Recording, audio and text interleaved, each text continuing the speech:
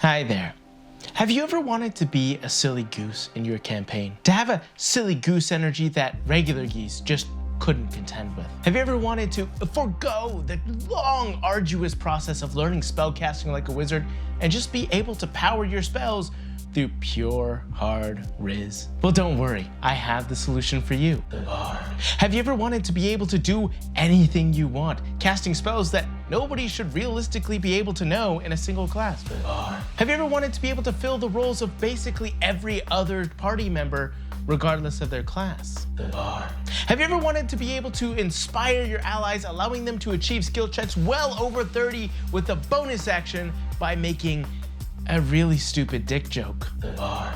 Now, I don't really know where I was going with this opening joke here, but I felt like it was a good way of introducing the fact that the Bard is a weird class. Like, let's be honest, the Bard has a very strange identity that's really hard to nail down and understand. It's like it only gets picked when there is no other class that you could possibly choose that would fit that role, or the only class that could fit the role you're hoping to look for is the Bard. It's this very weird, well, mixture of all the rest of the classes, and yes, it is called a jack of all trades for a reason. It has the ability jack of all trades, but that doesn't necessarily remove the fact that it is weird. Even if it was supposed to fill all those roles, it has a very strange identity. It's an identity I honestly kind of love. See, yes, the Bard is a jack of all trades, which means it can do a lot of stuff. It's a skilled healer, an incredible damage dealer, and can also sometimes tank depending on which subclass you choose. Honestly, it lacks the specialization of many of the other classes, but you'd think that that would make it weaker, but instead that seems to make it an incredibly strong class. Honestly, no matter what type of character you're trying to play, I would argue that there's never a time where it's not a good idea to choose the Bard. Yes, other classes might be able to fill that role better, but a lot of the times the Bard could still fill that role, and in many situations, the Bard will fill the role even more, and in a more strategic way. It's very strange because it feels like there wasn't a lot of thought into how they could actually put it into the game. They just wanted this inspiration class, but they didn't know how to actually play into that when they first made 5e, and instead they made this jack of all trades that could literally do anything. And I don't think that's a bad thing, but I do think that it leaves the Bard with this weird lack of identity. Let's talk about the different class abilities and how you can actually use them in different situations, and why it leads to the lack of identity but still being an incredibly powerful class. See, the Bard is a charisma caster. Much like the Sorcerer or the Warlock, it has the ability to cast magic through its charisma. The reason it's different, however, is because the Bard's spellcasting list is honestly way more varied. The Warlock only has the ability to cast a certain amount of spells, and its spells are typically, unless you're using Tasha's expanded list, pretty limited. And then the Sorcerer is even more limited. In fact, the Sorcerer's spell list is one of the most limited in the entire game. But then you get to the Bard. The Bard has the ability to cast magic in so many different ways, and it also gets the ability Magical Secrets, which allows it to take different abilities and spells from other classes and use it as your own. Well, okay, not abilities, sorry, that was a misspeak. It can only take different spells, but even that is incredibly powerful. So you add on to the fact that it already had an incredibly varied spell list, which includes things like damage, transmutation, healing, and all sorts of other things, including summoning, and then you also add on to the fact that you can take a spell from any other class spell list. It's hard not to argue that the Bard is already one of the most powerful casters in the game. And then you take it to the fact that it uses the charisma stat, which charisma is basically the most powerful stat in D&D outside of dexterity, because not only does it allow you to cast spells, it also allows you to put points into what are some of the most used skills in the game, such as deception, persuasion, or my favorite, performance.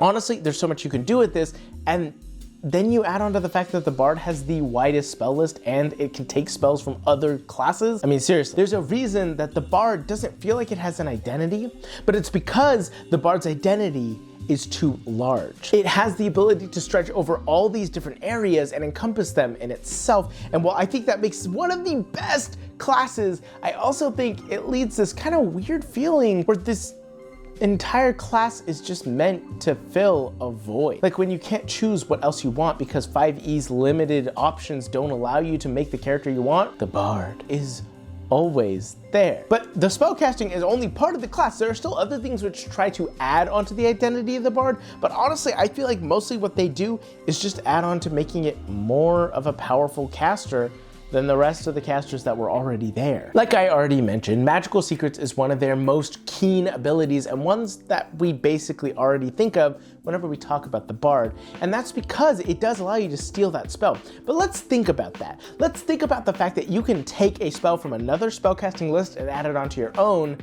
And let's just take one option just to understand how powerful that is. Imagine you're looking through all the spells, trying to figure out which spell you would like your bard to learn. And then you come across a certain one, Spiritual Weapon. See, if you don't know, Spiritual Weapon is already one of the most powerful spells in the game. It allows you as a bonus action to create a weapon which you can then use to deal a significant amount of damage. It also stays around. That weapon then remains in the battle. So as a bonus action, you can continue to move it and deal damage with it. Already incredible, right? But not only this, you also don't have to concentrate on it. That means that it removes one of the most important mechanics in the game to balance spellcasting, concentration, and it allows you to use it consistently, and it deals quite a bit of damage. Now, what is the balance to this? How did the designers decide to balance this? It's only a cleric spell, so it should be pretty easy, unless you're a bard, in which case you can take it. And there are a few other spells in the game like this, spells that are incredibly powerful, but were designed to only be one type of caster's spell. This is why the bard lacks identity, but is instead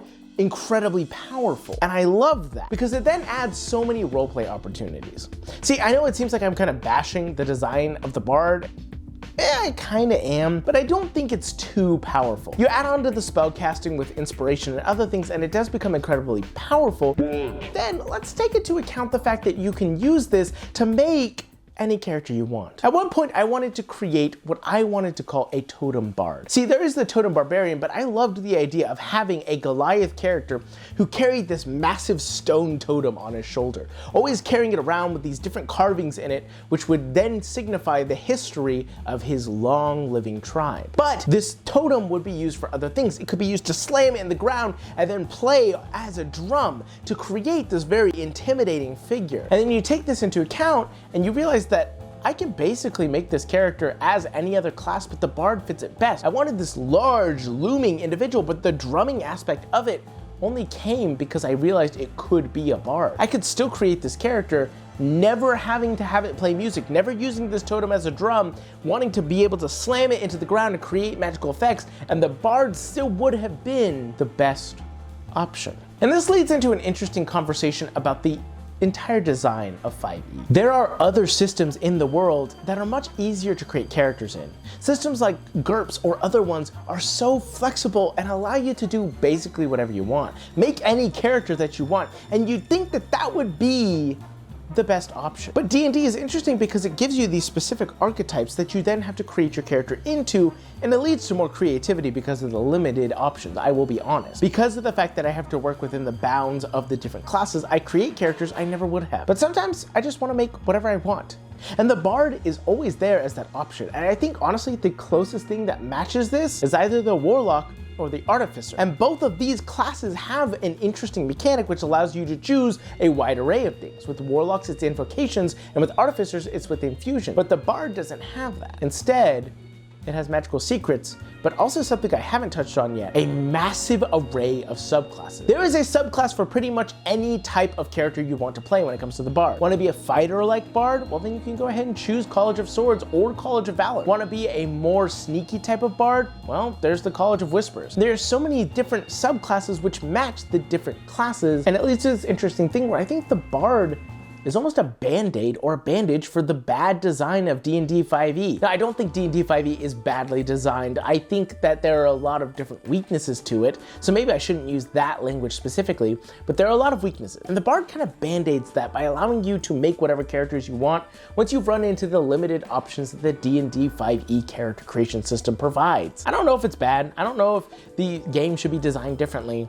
but I do think it's fun to realize. And I do really love the bard. I've made a lot of bards. In In fact, my favorite class in the game is Artificer, but I've made more bards than anything else, so I think that should probably say something. There's so many amazing, unique ways that you can use it, and its abilities are so easily flavorable. Inspiration can be literally anything you want, whether it is an act you use to help your allies, whether it is a word that you say that inspires them, whether it is a dramatic speech that they remember from the past that then helps them now. And then you use all the spell casting, which could be used and flavored in different ways, and I haven't even gotten into the fact that your performance is how you cast your magic, meaning you can basically just cast magic however you want flavor-wise. There's so much about the class that is worth playing. Honestly, I kind of want to look at the rest of the classes in the same way to figure out the different ways that they can play into the game and how they fill different roles. If you guys want that, please let me know. Go down in the comments, let me know. While you're down there, you know, like, subscribe, all the stupid YouTube stuff I hate asking for, but it's honestly very helpful for the channel.